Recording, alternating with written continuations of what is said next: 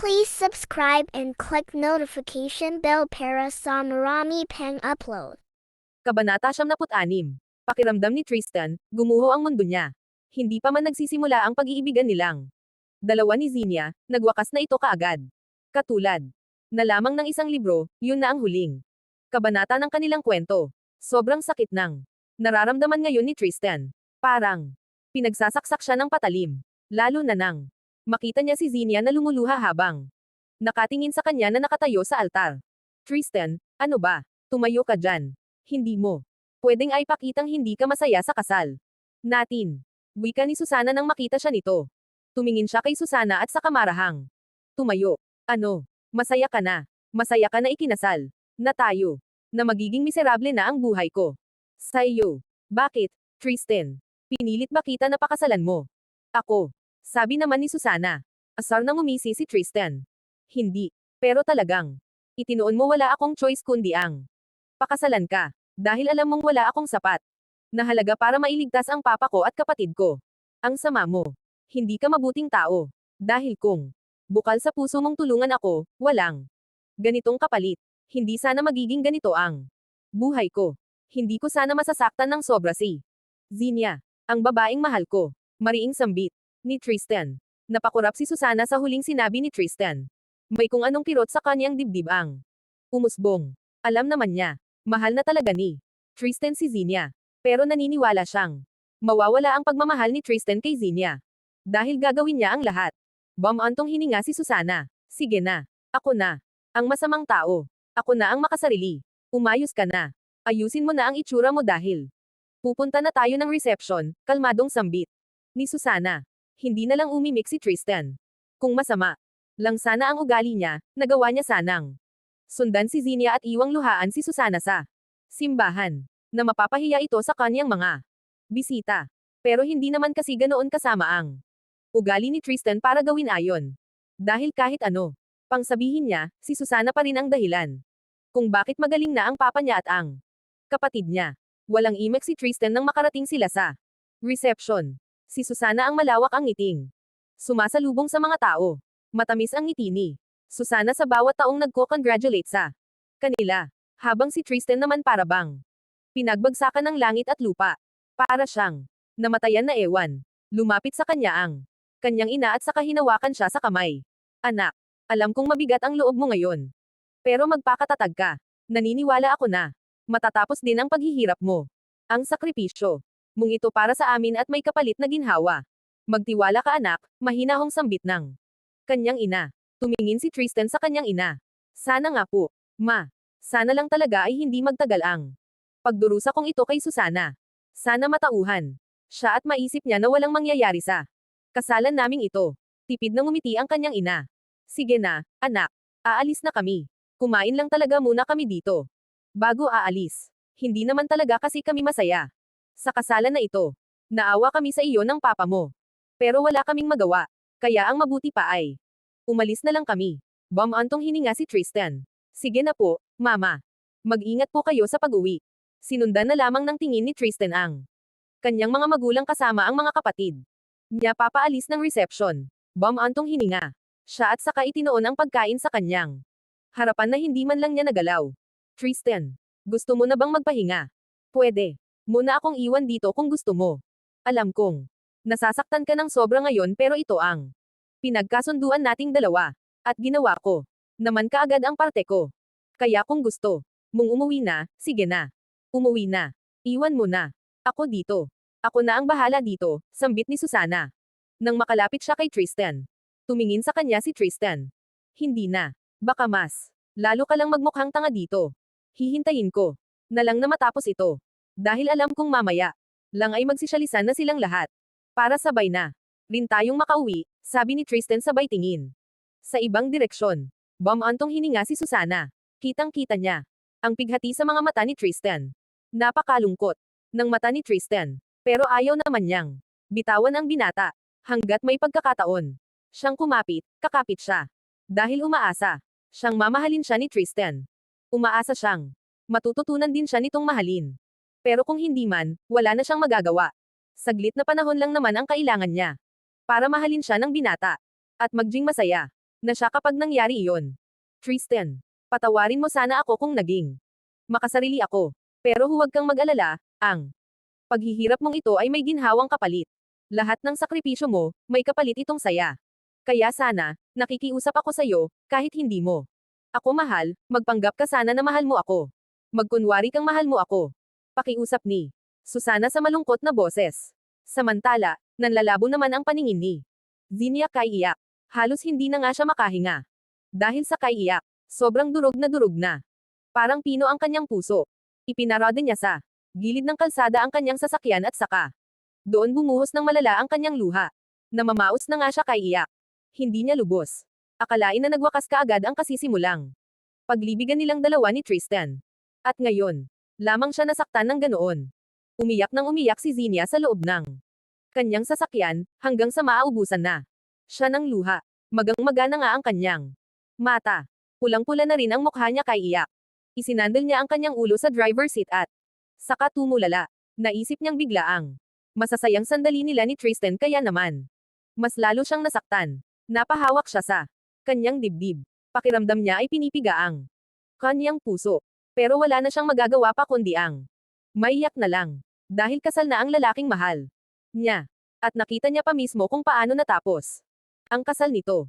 At ayon ang pinakamasakit para sa kanya. Nang mahimasmasan si Zinia, muli siyang nagmaneho pa uwi sa kanilang bahay. Ilang minuto rin siyang nagmaneho bago makarating doon. Nangunot ang mata niya nang makita ang isang pamilyar na babaeng nakatayo sa labas ng kanilang bahay. At nanlaki ang mata niya nang makilala ito. Bumaba siya sa kanyang sasakyan at nilapitan ang ina ni Tristan. Zinia. Tawag nito sa kanya at sa katipid na ngumiti. Pinahid ni Zinia ang luha niya sa pisngi at hinawi ang kanyang buhok. Bakit po? Ano pong ginagawa ninyo dito? Huminga ng malalim ang ina ni Tristan. Nandito ako para humingi ng tawad sa kung anong nangyari sa inyo ng anak kong si Tristan. Gusto ko lang sabihin sa iyo ang totoo. Napakabuti ng anak kung si Tristan. Nagawa niyang magpakasal kay Susana dahil gusto niyang iligtas ang papa niya at kapatid niya. Alam mo naman na salat kami sa buhay. Inabot ng milyon ang bill namin sa ospital. At wala kaming ganoong kalaking halaga. Na kung hindi maooperahan ang mag-ama ko, maaari silang mamatay. Kaya naman tinanggap ni Tristan ang offer sa kanya ni Susana. At ito ay ang pagpapakasal niya sa babaeng yun. Kapalit ng malaking halaga na ibinayad niya sa ospital. Pinahid ng ina ni Tristan ang luhang tumulo sa kanyang mata. Patawarin mo sana ang anak ko. Zinia. Kung alam mo lang, mahal na mahal ka ng anak ko. Bago ang araw ng kasal nila, gabi pa lang. Ay iyak na nang iyak ang anak ko. Masakit para sa kanya na makasal sa babaeng hindi naman niya mahal pero wala siyang ibang pagpipilian. Kailangan niyang tumupad sa napag-usapan nila. Naaawa ako sa anak ko pero wala akong magawa. Kaya ito na lang ang naisip kong paraan para makabawi sa kanya. Ang sabihin sa iyo ang totoong rason kung bakit siya biglaang ikinasal. Aga sa ang masaganang luha ni Zinia. Mas lalo pa siyang humanga kay Tristan dahil nagawa nitong isakripisyo ang pansariling kaligayahan para sa kanyang pamilya. At may parte kay Zinia. Ang naiinis dahil hindi sa kanya humingi ng tulong ang binata. Naiintindihan ko po. Pero bakit hindi na lang siya sa akin humingi ng tulong? Walang-wala sa akin ang ganoong pera. Napakarami ako nito kaya bakit hindi siya lumapit sa akin? Lumuluhang sabi ni Zinia. Bumantong hininga ang ina ni Tristan. Marahil ay nahiya siya sa'yo kaya hindi ikaw ang nilapitan niya. At isa pa, talagang nakabantay sa kanya si Susana. Na para bang sinasabi nito na siya lang ang malalapitan ni Tristan. Patawarin mo ang anak ko, Zinia. Pero umaasa pa rin ako na matatapos din ang pagdudusa niyong ito. Dahil naniniwala ako na kayo pa ring dalawa sa huli. Sambit ng ina ni Tristan bago umalis sa harapan ni Zinia. Nang hihinang napasando sa kanyang sasakyan si Zinia. Magkahalong pighati, lungkot at sakit ang kanyang nararamdaman. Bakit ba ganito pa ang nangyari sa akin? Minsan na nga lang ako umibig, pero bakit kailangan pa akong masaktan ng ganito? Bakit kailangan pa akong magdusa ng ganito? Bakit kailangan pang makasal sa iba ang taong mahal ko? Kabanata 77. Tama na ang pag-inom ng alak, Zinia, suway ng kaibigan niyang si Elma. Simula kagabi pa nag-inom ng alak si Zinia. Kaya naman lasing na ito. Awang-awa si Elma sa kanyang kaibigan habang nagkukwento. Panay kasi ang iyak ni Zinia habang sinasabi sa Kanya ang lahat. Hindi naman niya ito magawang patahanan. Kaya naman hinayaan na lamang niya. Itong umiyak ng umiyak. Isa rin kasi yung paraan para mabawasan ang sakit na nararamdaman ni Zinia. Kung alam ko lang na ganito pala ang pakiramdam kapag nagmahal, sana pala pinigilan ko ang sarili ko na mahalin si Tristan. Pero kahit na nasasaktan na ako ng sobra sa nangyari sa amin. Ngayon, humahanga pa rin ako sa pagiging mabuti niya sa pamilya niya. Nagawa niyang magsakripisyo. Ibang klase siya. Pero sa ginawa niyang ayon, kaming dalawa naman ngayon ang nagdudusa. Wika ni Zinia sabay tungga ng alak. Sa bote. Bumantong hininga si Elma. Ibang klase rin kasi. Si Tristan. Bibihira lang ang ganoong klaseng lalaki. For sure, nagdudusa na yon sa piling ng gurang. Na yon. Siyempre, kasama niya sa kama ang babaeng hindi naman niya mahal. Bilib din ako sa mama ni Tristan, talagang pinuntahan ka pa para humingi ng tawad. Siguro, awang-awa siya sa anak niya, na hindi porke tumulong si Susana sa kanila, doon na kaagad siya. Ibig sabihin, ikaw ang gusto niya para kay Tristan. Humikbi-hikbi si Zinia. Alam mo, hindi naman. Sa pagiging masamang tao. Pero hinihiling ko na. Sana mamatay kaagad si Susana. Sana hindi na. Magtagal ang buhay niya. Para kapag nangyari. Iyon, ako naman ang pakasalan ni Tristan. Nang maipagpatuloy na namin ang naudlot naming pagmamahalan. Mahinang tumawa si Elma. Ang lupit din ng hiling mong yan. Talagang minus points ka sa langit. Mapait na ngumiti si Zinia. Kung ikaw din naman ang nasa posisyon ko, maiisip mo rin ang bagay na yon. Kung alam mo lang, durog na durog. Ako sa loob ko. Parang dinurog ng pino ang puso ko. Dati lang, natatawa pa ako sa mga taong nasasaktan. Pero ngayong ako na ang nakakaranas, sobrang sakit pala. Ganoon talaga. Ang pag-ibig kasi ay parang sugal. Hindi mo sigurado kung mananalo ka. Pwede ka kasing matalo o manalo. Pero kahit na ganoon, ang mahalaga ay sumubok ka, di ba? Malay mo naman, ngayon lang hindi sang-ayon sa inyo ang tadhana. Pero paglipas ng ilang taon, malay mo, kayo pa rin pala sa huli, di ba? Sambit naman ni Elma. Nose-apo ni Zinia ang kanyang noo. Wala na siyang ibang ginawa kundi ang umiyak buong araw. Para na nga siyang mababaliw kay iyak. Ang sakit na ng ulo niya. Pakiramdam niya nga ay wala na siyang luha pang may lalabas sa kanyang mata. Pero hindi pa rin niya maiwasang maluha. Lalo na kapag naaalala niya ang masasayang sandali nila ni Tristan, na kahit sa sandaling panahon lang sila nagkasama, naging masayang-masaya siya sa piling nito. Kung ganoon man, sana huwag nang paabutin ng taon. Sa buwan lang, wika naman ni Zinia. Natatawang napailing si Elma. E ano nga pala ang plano mo? Hindi naman pwedeng ganito ka lang. Liyak, mag-iinom at kung ano paman. Kailangan mong magpatuloy sa buhay. Hindi mo naman na pwede pang kausapin si Tristan. Hindi na kayo pwedeng magkaroon pa ng ugnayan. Dahil ang kalalabasan niyan, magiging kabit ka na. Kasal na kasi siya eh. Malamang sa malamang. Aakusahan ka na ng kabit ni Susana. Kaya umayos ka, Zinia. Kahit na gustong-gusto mong makita si Tristan, huwag na huwag mong gagawing puntahan siya. Huwag. Ikaw lang ang kawawa. Humingang malalim si Zinia. Ngayon pa lang. Kasi ay gusto na niyang makita si Tristan. Ngunit, hindi na pwede. Ngayon pa nga lang ay gusto na niyang maranasan ang mainit na halik nito pero hindi na pwede. Kahit ang yakap nito ay gusto na niyang madamang muli pero hindi na pwede. Lahat ay hindi ay pwede kaya muli na namang tumulo ang butil na luha sa kanyang mga mata. Miss na miss ko na siya, Elma. Miss na miss ko na ang yakap niya, ang halik niya, ang lahat. Elma. Napakamot ng ulo si Elma. Ikaw din naman kasi. Bakit kasi sa kanya mo pa binigay ang pinakaiingatan mong bandera? Yan tuloy. Mahirap pa namang kalimutan ang lalaking nakona sa ating mga babae. Pero wala na tayong magagawa pa. Kasal na siya eh. Hindi na mab. Pwedeng maging kabit ka. Pangit yun. Mahinang tumawa si Zinia. Wala naman akong planong maging kabit. Kahit na gustong gusto ko na siyang makasama, titisin ko na lang. Hindi ko alam sa sarili ko kung magagawa ko siyang kalimutan. Lalo na't siya ang una sa lahat sa akin. At isa pa, minahal ko kaagad siya sa saglit na panahon. Tinapik ni Elma sa balikat si Zinia.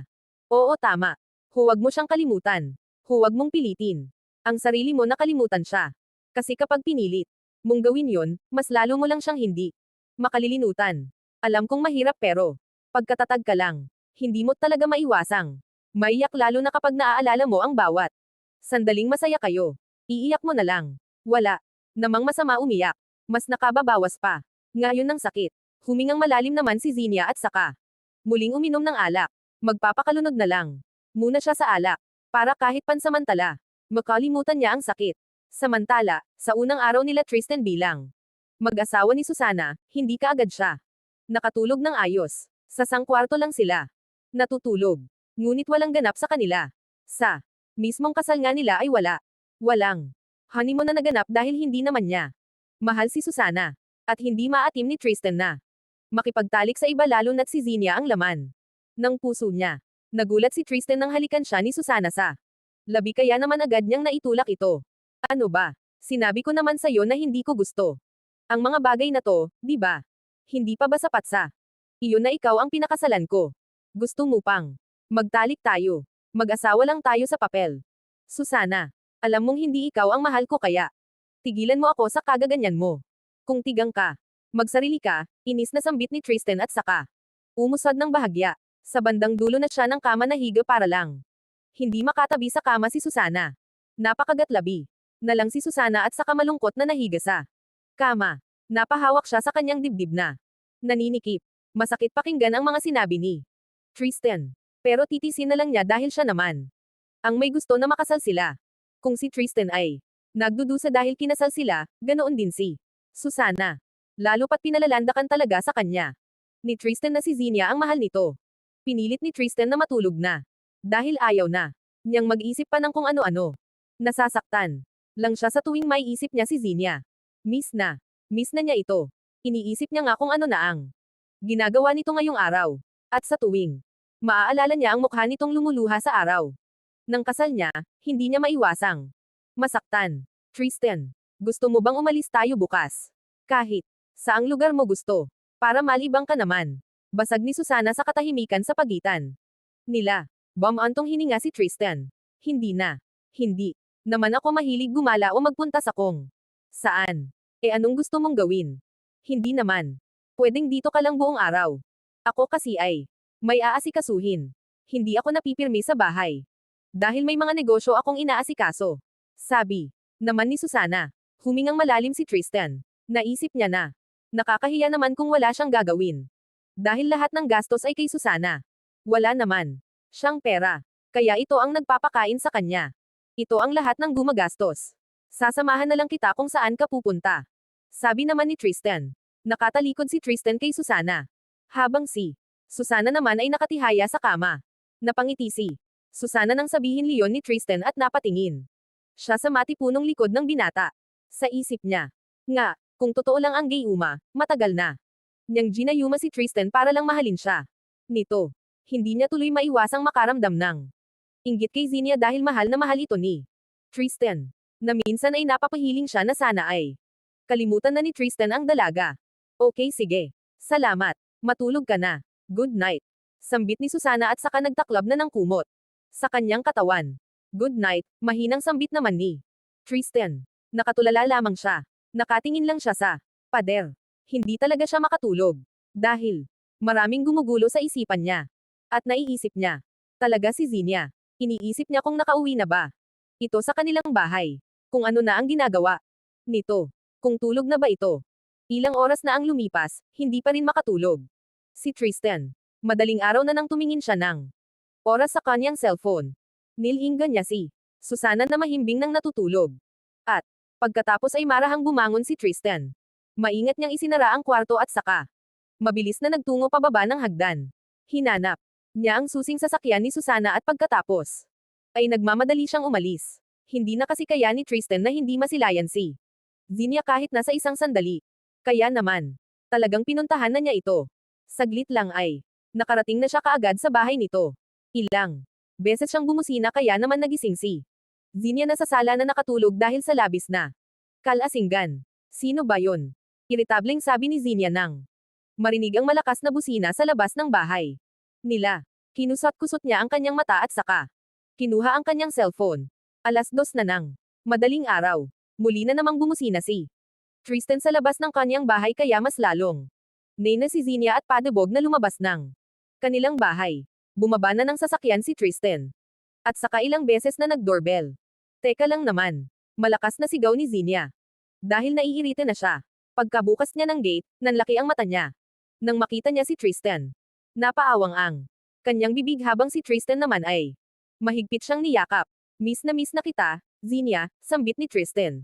Habang yakap siya ng mahigpit. Tila nang hina naman ang katawan ni Zinia sa mainit at mahigpit na yakap ni Tristan. Kusang. Gumalaw ang braso niya at napayakap din kay Tristan. Kumusta ka? Bakit parang lasing na lasing ka? Patawarin mo ako sa nagawa ko sa'yo. Kung may ibang paraan lang para matakasan ko itong sitwasyon ko ngayon, ginawa ko na. Sambit ni Tristan nang kumalas ng yakap kay Zinia. Mapait na ngumiti si Zinia. Mahigpit ang hawak niya sa damit ni Tristan. Bakit kasi hindi ka sa akin? Humingi ng tulong. Pera lang naman iyon. Tristan. Napakarami kong pera. Na ngayon ay wala. Nang kwenta para sa akin dahil wala ka na. Wala na. Ang lalaking mahal ko. Humingang malalim si Tristan. Ayokong madamay ka pa sa problema ko. Kaya hindi ako sa lumapit. Tumulo ang butil na luha ni Zinia. Wala naman. Akong pakialam kung madamay ako eh. Tingnan. Mutuloy ang nangyari sa atin, parehas tayong nagdudusa. Pinahid ni Tristan ang luha ni Zinia. Huwag kang mag-alala, hindi ako papayag na hanggang dito na lang tayo. Hindi ako papayag na hindi tayo. Ang sa huli. Wika ni Tristan sabay haplos sa pisngi ni Zinia. Mariing napapikit si Zinia at saka dinamaang mainit na palad ni Tristan sa kanyang pisngi. Bakit ka pa nagpunta dito? Hindi na tayo pwedeng magkita pa. Kasal ka na. Ayokong magalit sa akin ang mga tao lalo na ang asawa mo. At masabihan pa ako ng kabit, malungkot na. Sambit ni Zinia. Miss na kasi kita, Zinia. Kaya hindi ko napigilan ang sarili ko na hindi ka puntahan, wika ni Tristan na malamlam ang mga matang. Nakatingin kay Zinia. Mapait na ngumiti si Zinia at sa kabahagyang itinulak si Tristan. Nang hihina man siya ay pinilit niyang itulak si Tristan. Umalis ka na. Please. Umalis ka na Tristan. Huwag mo na akong pahirapan pa. Please lang. Lumuluhang sambit ni Zinia habang itinutulak si Tristan. Hindi naman umimik si Tristan. Sa halip ay bigla niyang hinatak si Zinia at saka hinalikan ito ng mariin. Halik na sabik na sabik. Ang hindi nila alam, may pares na matang nakatingin sa kanila sa mga oras na iyon. Hindi naman kasi tulog si Susana. Sinundan niya si Tristan. Rumaga sa ang masaganang luha ni Susana habang nakatingin sa dalawang mainit na naghahalikan. At masakit para sa kanya na masilayang may kahalikang iba ang kanyang asawa. Ang asawa niyang hindi niya kailanman magiging pag-aari. Dahil ang puso ni Tristan ay pag-aari ni Zinia. Kabanata 78. Maingat na binuksan ni Tristan ang gate ng bahay ni Susana bago ipinasok ang sasakyan sa garahe. Palingga-lingga siya sa paligid at malikot ang kanyang mga mata. Marahan at walang ingay. Niyang isinara ang gate ng bahay. Tanging ingay ng naghahampasang dahon ang maririnig dahil sa lakas ng hangin. Pasimpleng napangiti si Tristan. Dahil sa wakas, nakasama niya kahit isang saglit si Zinia. At nagawa niya pa itong hagkan ng matagal at puno ng pananabik. Pinunasan ni Tristan ang pawis na namumuo sa kanyang noo at saka mabagal na naglakad. Paakyat ng hagdan, patungo sa kanilang kwarto. Hindi makabasag pinggan niyang binuksan ang pinto ng silid nila ni Susana.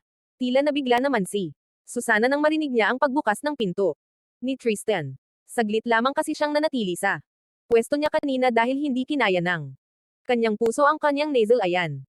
Sa totoo lang, naiinis si Susana sa kanyang sarili.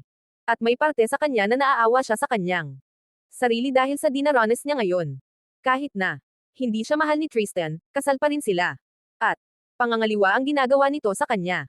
Una pa lang naman ay hindi naman niya pinilit ang binata. Sa offer niya, nag-offer lang naman siya dahil iyon ang tanging pagkakataon niya para mapasa kanya. Si Tristan. Ngunit maroon siyang pagsisising nararamdaman. Dahil mas lalo siyang nasasaktan. Sumulyap muna si Tristan kay Susana para siguraduhing tulog pa rin ito.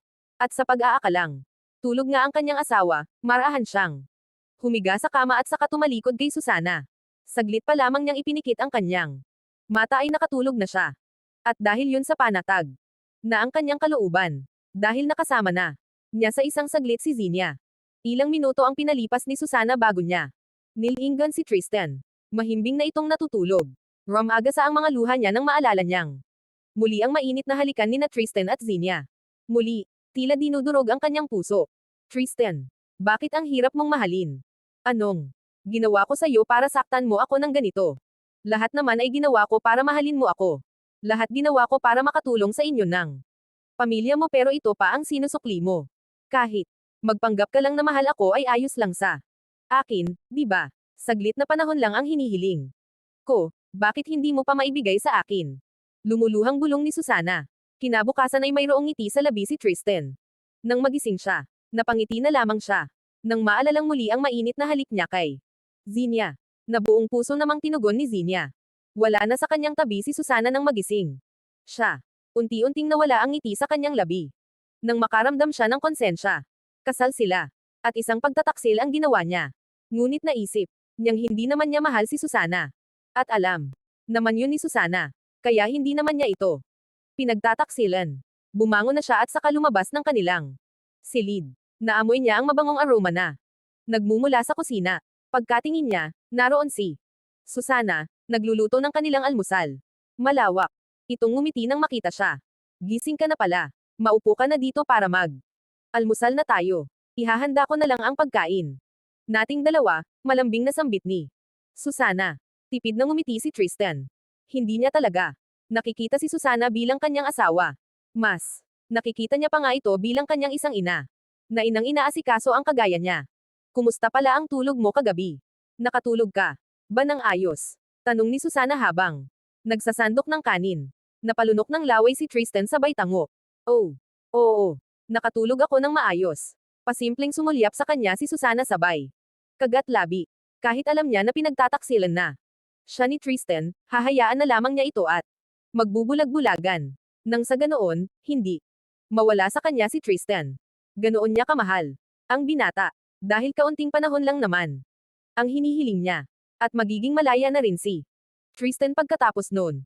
Mabuti naman at nakatulog ka ng maayos.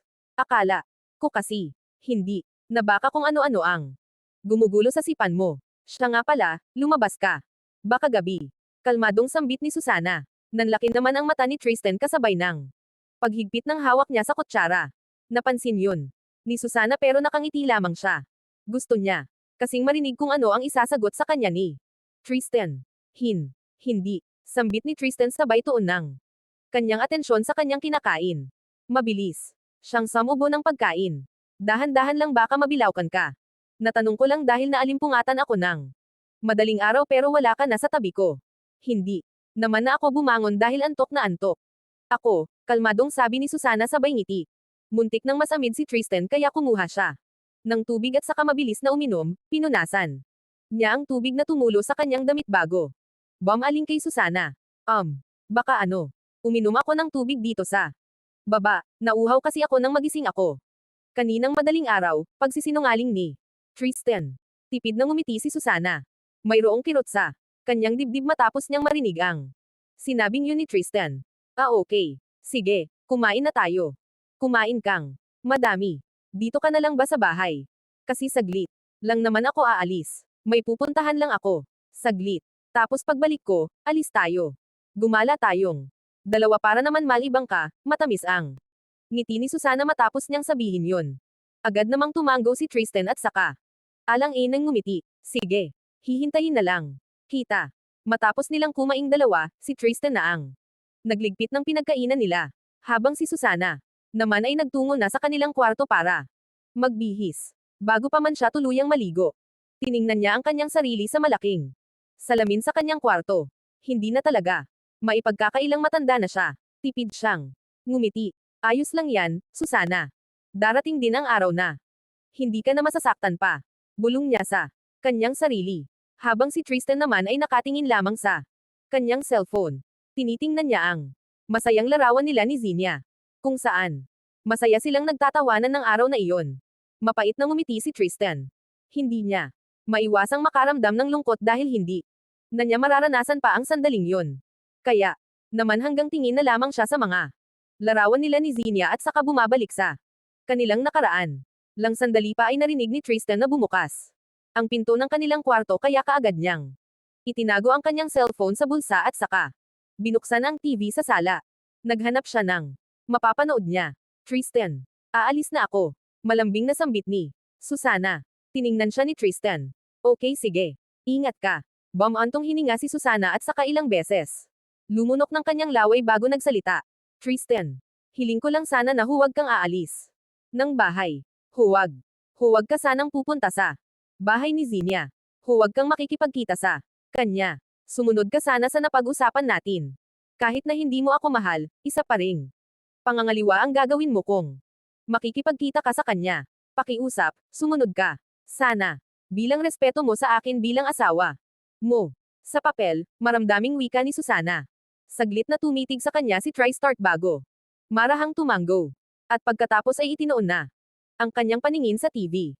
Humingang malalim naman si Susana bago tuluyang lumabas ng kanyang bahay. Sinundan naman siya ng tingin ni Tristan. Nakaramdam siya ng awa kay Susana. Pero, sa isip niya, hanggang doon na lang yun. Hanggang awa lang ang kaya niyang maibigay. Hindi ang pagmamahal. Habang nagmamaneho, hindi maiwasang kabahan ni Susana. Papunta siya ngayon sa kumpanya ni Zinia. Kakausapin niya kasi ito. At, habang palapit siya ng palapit sa lugar na pupuntahan niya, hindi niya maiwasang kabahan. Mabagal ang bawat hakbang niya ng makababa siya ng kanyang sasakyan papasok sa malaking gusali na pagmamayari ng pamilya ni Zinia. Huminga siya ng malalim at naglakad na papasok sa loob. At habang nasa elevator siya, tila kinakapos siya ng hininga sa sobrang kaba. Huminga si Susana ng malalim ng matapat siya sa pinto ng opisina ni Zinia. Ilang beses siyang kumatok bago narinig ang boses ni Zinia na nagsasabing pumasok na siya sa loob. Susana. Nanlalaki matang banggit ni Zinia sa pangalan niya. Matamis na ngumiti si Susana at saka naupo sa harapan ni Zinia. Habang si Zinia naman ay nabigla sa pagdating ni Susana. Akala pa naman niya kung sino ang taong gusto siyang makausap. Zinia. Gusto sana kitang makausap tungkol kay Tristan. Panimula ni Susana. Humigpit ang hawak ni Zinia sa ballpen na nasa kamay niya. Sige. Ano bang pag-uusapan natin tungkol sa kanya? Humingang malalim si Susana. Alam naman nating lahat na pinakasalan niya lang ako dahil sa offer ko sa kanya. Hindi niya ako mahal. Ikaw ang mahal niya.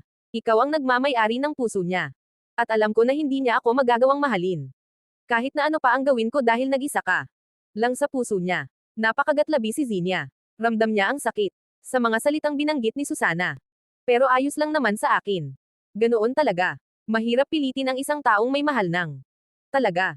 Mahirap kunin ang puso ng taong mayroon nang nagmamay-ari. Kaya nga nandito ako ngayon. Zinia. Para makiusap sa iyo. Sana. Pagbigyan mo ang pakiusap ko, malungkot na. Sabi ni Susana habang nakatingin ng diretso sa mata ni Zinia. Ano ba yon? Mapait na ngumiti si Susana. Pwede bang ikaw na mismo ang umiwas kay Tristan? Alam ko na. Pinuntahan ka niya kagabi. At kitang-kita ko kung paano kanya halikan. Puno ng pagmamahal at pananabik. Sinundan ko kasi siya. Pero hindi niya alam iyon dahil hindi ko naman sinabi sa kanya. Hindi ko siya inawi dahil wala namang patutunguhan kung aawayin ko siya. Huwag mo na lang sanang banggitin. Tumikim si Susana. Bago muling nagsalita. Zinia. Pakiusap. Iwasan mo na lang si Tristan. Kahit alam kong gusto mo siyang makasama, pakiusap. Layuan mo siya. Huwag kang mag-alala, kaunting panahon lang naman ang hinihiling kong makasama siya. Kaunting panahon lang na maging akin siya. Pero pagkalipas noon, babalik na siya sa'yo. Muli na. Kayong magsasamang dalawa. Kumunot ang noo ni Zinia. Teka.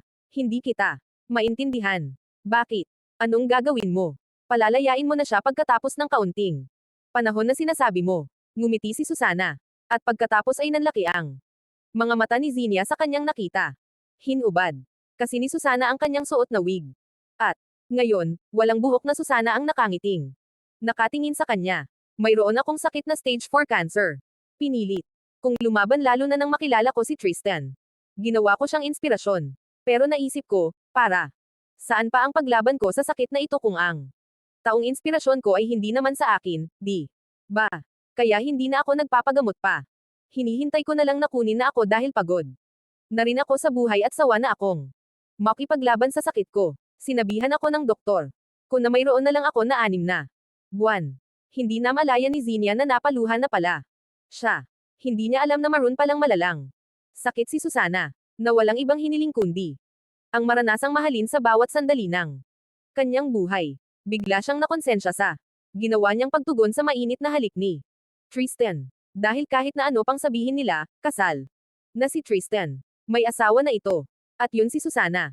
Ang babaeng sa kabila ng sakit na kanyang nararanasan, pinipilit magpakatatag at lumaban sa buhay. At ngayong alam mo na, pakiusap. Hayaan mo. Muna akong maging masaya bago ako mamatay. Pakiusap.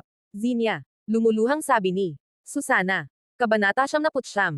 3 araw ang lumipas simula ng hindi na magkita sina Tristan at Zinia, parang mababaliw na si Tristan. Gustong-gusto na niyang makita ang dalaga kahit isang saglit.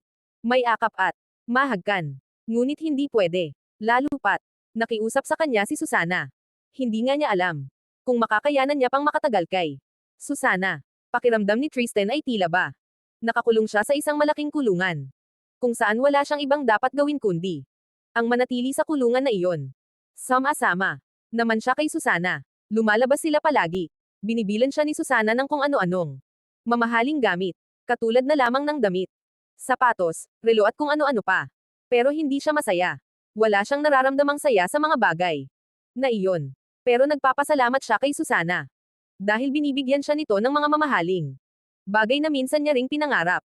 Ngunit, hindi naman na kasi iyon ang nais niya ngayon. Si Zinia ang nais niya. Ang nais niyang makasama. Kumusta naman yung mga damit na binili ko sa you? Nagustuhan mo ba? Nakangiting tanong ni Susana kay Tristan. Kasalukuyan silang nasa malaking farm ni Susana. Maraming mga tanim na puno ng prutas at mga gulay ang naroon kung saan inaangkat sa ibang lugar na nakapagbibigay ng malaking kita kay Susana. Kabanata 79. Nakatingin lang sa puno ng mangga si Tristan at hindi narinig ang sinabi ni Susana sa kanya. Tristan. Muling tawag sa kanya ni Susana. Doon lamang bumalik ang diwa ni Tristan at saka napatingin siya kay Susana. Bakit? May sinasabi ka ba?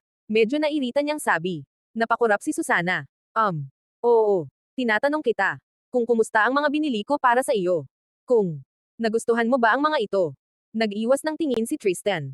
Sa totoo lang, naiirita siya kay Susana. At ayaw niya nga itong makausap. Gusto na nga niyang kumawala kay Susana.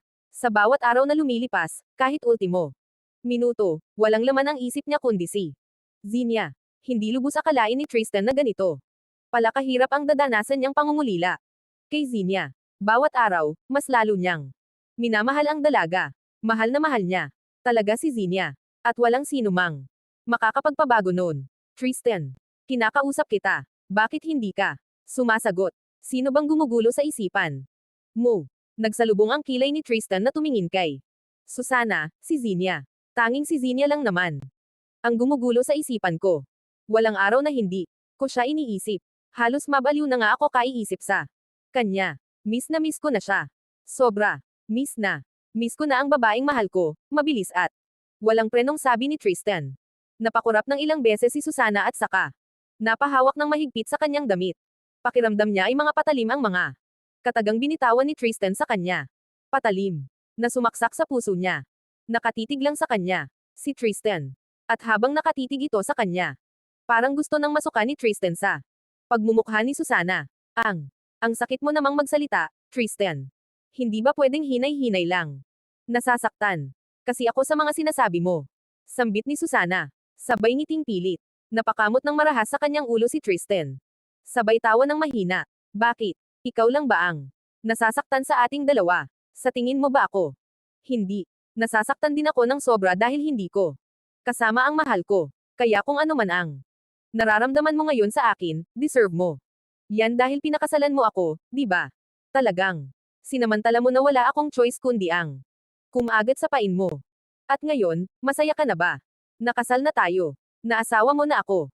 Alam mo, kung ako nasa sitwasyon mo, hindi ko pa kakasalan ang taong hindi naman ako mahal. Alam mo kung bakit? Kasi mas lalo lang akong masasaktan eh. Kasi hindi nga ako mahal ng taong yun. At malaki pa ang chance na lokohin ako. Pero ikaw, anong ginawa mo? Nagpumilit ka pa rin. Parang lumalabas nga na binili mo na ako eh. Kasi ikaw nagbayad ng bills namin sa ospital, di ba? Pero kahit na binili mo ako, hindi mo naman makukuha ang puso ko. Isipin mo, Susana. Isang kasakiman ang ginawa mong ito para sa akin. Kinulong mo. 3/8. Ako sa pagmamahal mo na hindi ko naman kailangan. Selfish ka. Hindi na napigilan pang maluhan ni Susana. Masasakit lahat ang salitang binitawan ni Tristan. Sa kanya.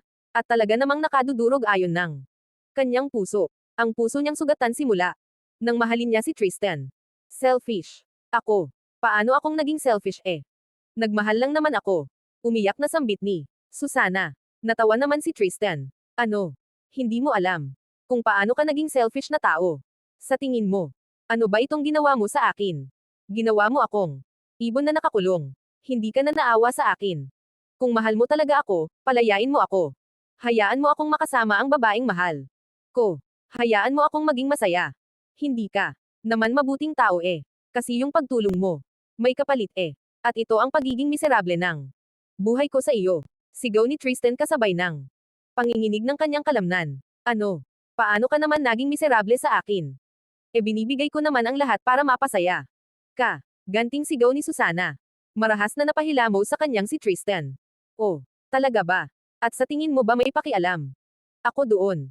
Kahit wala akong ganoon basta't kasama ko lang si Zinia, magiging masaya ako. Siya lang ang makapagpapasaya sa akin at hindi ang kahit na anong material na bagay na bigay mo. Hinding-hindi. Kahit ibigay mo pa sa akin ang lahat ng mayroong ka, wala akong pakialam dyan. Hindi iyan ang hanap ko. Hindi yan ang kailangan ko. Bakit? Madadala ko ba sa hukay ang yaman na maroon ka? Hindi naman, di ba? Pero ang makasama ko ang babaeng mahal ko hanggang mamatay ako ay isang magandang kayamanan. Para sa akin, mariing napapikit si Susana. Bago matalim na tumingin kay Tristan. Tumigil ka. Hindi mo pwedeng makasama ang babaeng yun dahil ako ang asawa mo. Kahit ano pang sabihin mo, hindi ka makakalaya sa akin. Hinding-hindi. Ako ang nagmamay-ari sa iyo, Tristan. Kaya matuto kang sumunod. Akin ka lang, Tristan. Akin. Tila. Naghi-hysterical. Natawa naman si Tristan sa sinabing iyon ni Susana. Natatawa siya sa pagiging desperada nito. Mas lalo tuloy siyang naasar sa ugaling mayroon si Susana. Baliw. Baliw na matanda. Sige. Pagmamay-ari mo. Nga ako pero hindi ang puso ko. At isa pa, kahit na ikaw ang asawa ko, huwag kang umasa na gagalawin kita. Mas gugustuhin ko pang magsarili. Habang iniisip si Zinia kaysa galawin ang isang matandang katulad mo, wika ni Tristan sabay alis. Sa harapan ni Susana. Umiiyak na sinundan ng tingin ni Susana si Tristan. Napahawak siya sa kanyang dibdib na. Ngayon ay naninikip. Napaupo siya sa isang tabi. Dahil pakiramdam niya ay matutamba na siya. Nanghihina na ang katawan niya. Samantala, matapos ang trabaho ni Zinia ay nagpunta sila sa isang bar kasama si Elma. Ayaw niya sanang sumama sa kaibigan niya dahil pakiramdam niya ay masyado siyang napagod. Kahit na wala naman siyang masyadong ginawa. Pero naisip naman niya na mas lalo lamang siyang malulungkot sa bahay nila kapag mag-isa lang siya doon. Mas lalo niya lang may isip si Tristan. O ayan. Isang case ng alak agad. Para makapaglaklak ka ng malala. Sambit ni Elma. Sabay abot ng alak kay Zinia. Tumawa naman si Zinia. Grabe. Naging lasengger na ako. Tinuwanan siya ni Elma. Ayos lang yan. Ganoon. Talaga kapag broken-hearted. Naduraj ba naman? Ang puso mo eh. Kaya inom mo na lang yan. Bumantong hininga si Zinia. Alam mo, naaawa ako kay Susana. Pero sa totoo lang, medyo makasarili siya sa part na yon. Kasi ayaw na nga sa kanya ni Tristan, pinagpipilitan niya pa ang sarili niya. Iniisip ko na lang na mamamatay din naman siya kaya hayaan na. Tisin ko na lang muna itong sakit na nararamdaman ko. Well, selfish nga siya. Pero hayaan mo na. Matitigok din naman na siya. Mawawala na siya ng tuluyan. Kaya tama yan, tisin mo na lang muna. Ang sakit. Rapag na mismo ang etets ni Tristan. Bumili ka na lang ng malaking pipino at yun muna ang ipasok mo sa kipay mo, sabi ni Elma sabay. Tawa. Muntik nang masamid si Zinia kaya naman. Hinampis niya sa braso si Elma. Hayop ka. Lumalaklak ako dito tapos sasabihin mo yan. Ang baboy mo. Hindi naman ako live zero na gramo gaga ka. Talaga. Tanggek. Suggestion ko lang naman. Malay ko. Naman, di ba?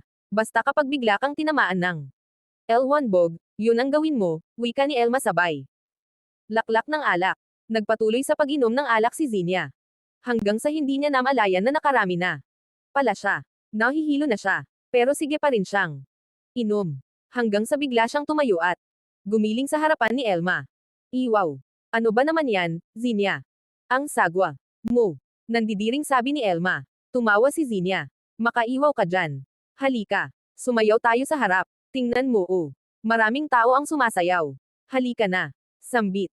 Ni Zinia sabay hila kay Elma. At dahil parehas na silang lasing, sayaw sila ng sayaw dalawa. Parang uod na sumasayaw si Elma. Habang nagtutwork pa. Habang si Zinia naman ay gumigiling. Maraming tao ang sumasayaw sa maluwag na space sa gitna ng bar. At habang gumigiling si Zinia, isang lalaki ang nakaagaw ng atensyon niya kung saan nakaupo ito hindi kalayuan sa pwesto niya. Tumayo ang lalaki at saka naglakad palapit kay Zinia. At nang makalapit siya sa dalaga, pinakatitigan niya ang mukha nito. At hindi niya maiwasang humanga sa gandang mayroon si Zinia. Ouch! Sambit ni Zinia nang siya ay matapilok. Ngunit nasalo naman siya ng lalaki. Marahang iminulat ni Zinia ang kanyang mata. Habang ang lalaki naman ay mahigpit ang hawak sa kanyang baywang. Napangisi si Zinia dahil sa gwapong mukha ng lalaki na nakatingin sa kanya. Kulay asol ang mga mata nito. Matangos ang ilong. Mahaba ang pilik mata. Makapal ang kilay. Mala artista ang dating. Wow! Ang gwapo mo naman. Sino ka, ha? Ay. Bakit mo ako hawak sa baywang? Tanong ni Zinia at saka pinilit tumayo. Inalayan naman siya ng lalaki. Napahawak si Zinia sa ulo niya dahil nahihilo na siya. Hi, I'm Nathan. And you are. Wika ng lalaki sabay. Lahad ng kamay. Tiningnan lamang yun ni Zinia dahil biglang sumakit ang tiyan niya na tila ba bumabaligtad ito. Marami kasi siyang nainom na alak. Habang si Nathan naman ay nakatingin lang kay Zinia na nakatulala. Miss, anong pangalan mo? Muling tanong ni Nathan kay Zinia. Tinitigan lang siya ni Zinia ng ilang segundo. Hanggang sa bigla na lang bumulwak sa kanyang bibig ang mabaho niyang suka. Sapul sa mukha si Nathan. What the heck? Bakit mo ako sinukahan? Tangina. Ang baho. Malakas na sigaw ni Nathan dahil may pumasok na suka ni Zinia sa kanyang bibig.